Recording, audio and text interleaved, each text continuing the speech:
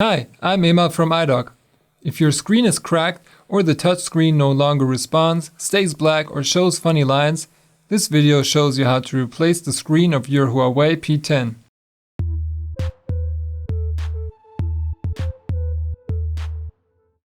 We recommend replacing the entire display unit consisting of the screen and the frame and not just the cover glass. The repair is not very difficult because the display is not glued.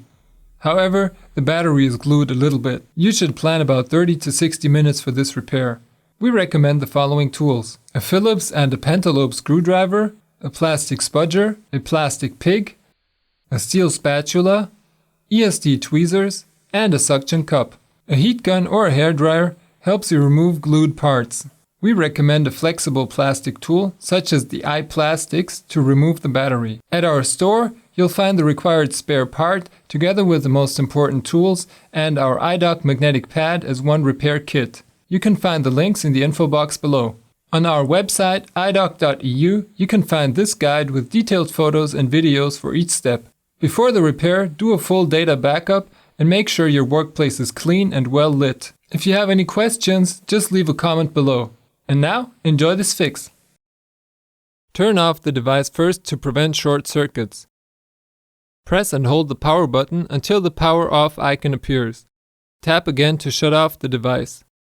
Then remove the SIM holder. Slide a SIM tool into the small hole and pull out the holder. Now remove the rear case screws to the right and left of the USB port. Huawei is using Apple Pentalobe screws. You will need a Pentalobe P10 screwdriver. You could strip the screw heads if you use another screwdriver.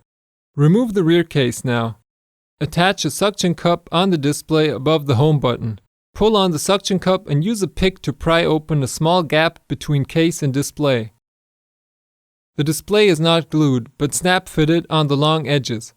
It has positioning tabs on the top edge.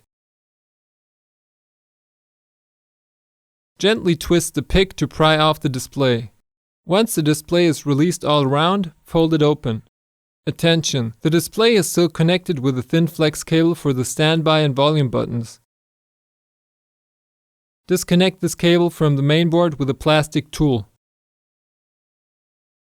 Disconnect the battery to prevent short circuits. Remove the bracket over the battery connector.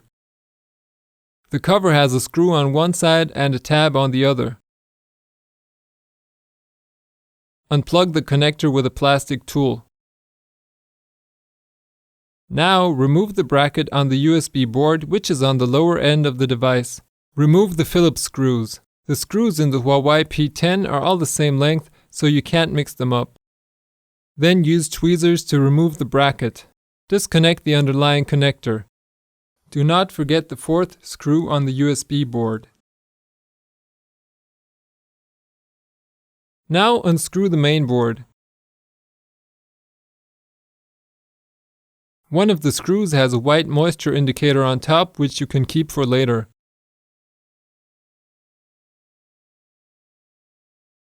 Then disconnect the large connector from the main board and take out the cable.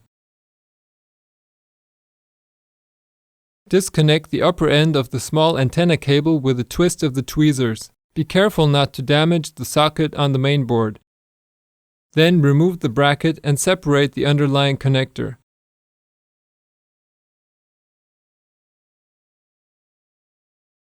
Now you can carefully pry out the mainboard with a flat tool.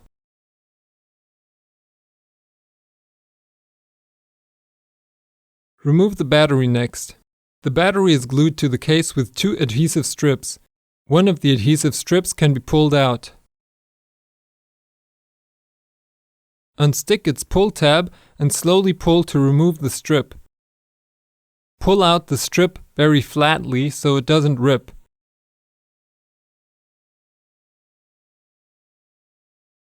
Now you can slide in a flat tool like the iPlastics from the released side of the battery. You can find links to all tools in the info box below. Be careful not to bend the battery or scratch the case.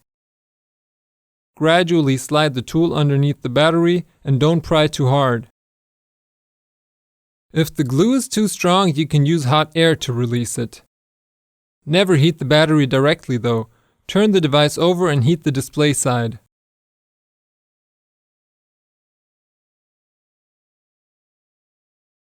Now pry out the lightly glued earpiece.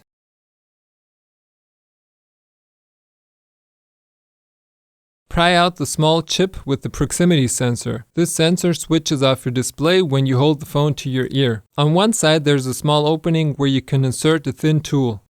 Now remove the parts on the lower side of the device. Unplug the audio jack connector and pry out the audio jack. Then disconnect the speaker and pry out the speaker.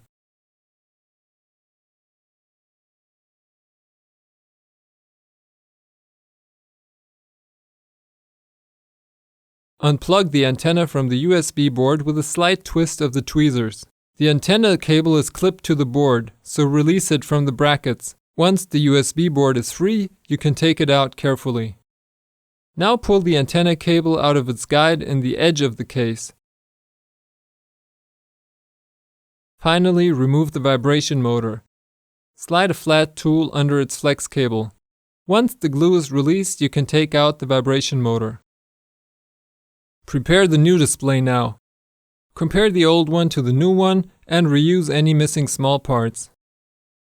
Then remove the backing films from all adhesive surfaces. We are not using a new display in this video because our device still works fine, but the procedure is still the same. Put the vibration motor back in its opening and press it in.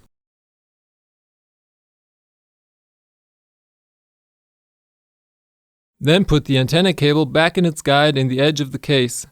The bent end of the cable goes towards the USB board.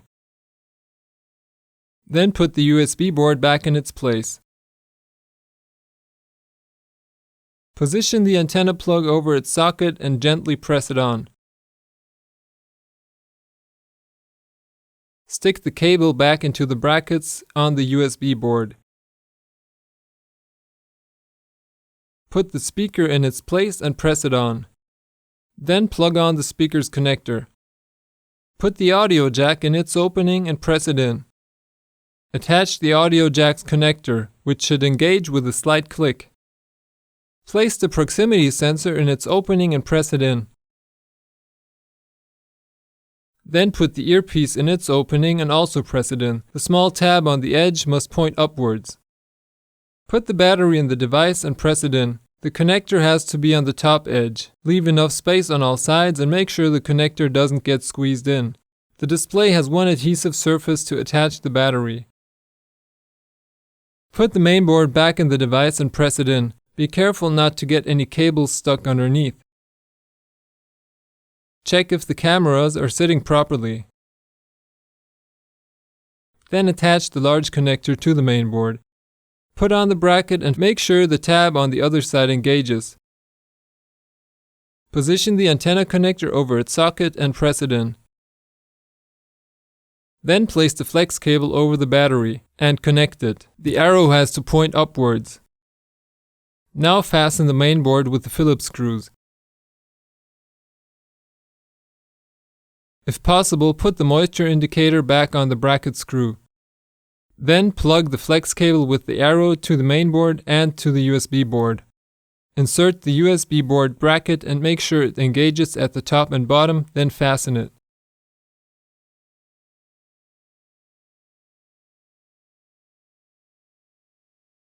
Do not forget the fourth screw on the USB board.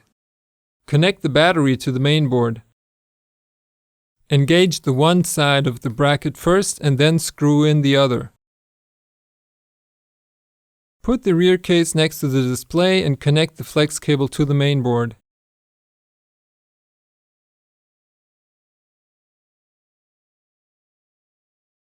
Then fold the display into the rear case and slide in the tabs on the top edge. Snap fit the display into the case now.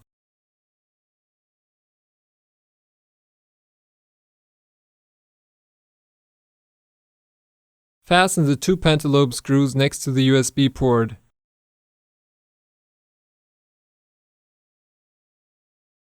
And finally, insert the SIM tray. Turn on your device and test the display brightness by sliding the brightness slider to minimum and maximum.